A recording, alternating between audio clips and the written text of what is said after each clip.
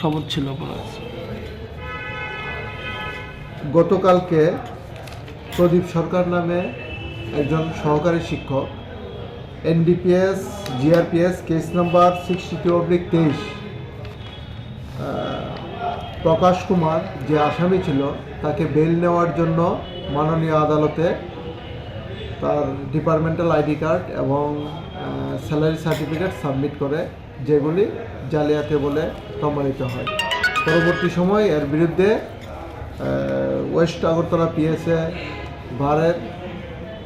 বারের আইনজীবীদের মধ্যে যে প্রেসিডেন্ট, উনি একটা আমাদের কাছে কমপ্লেন করে। এই কমপ্লেনের ভিত্তিতে ওয়েস্ট আগরতলা পিএসএ আমরা একটা মামলা নথিভুক্ত করি, যার number 32/2024 under section 120B 468 471 417 419 IPC, এবং তাকে এই উক্ত মামলায় আমরা অ্যারেস্ট করি এবং আজকে তাকে কোর্টে প্রেরণ করা হবে। আমাদের তদন্ত চলছে, তার সঙ্গে যারা জড়িত আছে তাদের বিরুদ্ধে আমরা আইনি ব্যবস্থা নেব। নামটা কি? যে সহকারী শিক্ষক, ওনার নাম প্রদীপ সরকার, বাড়ি মাইগঙ্গা। যাকে আটক করা হয়েছে তার নামটা?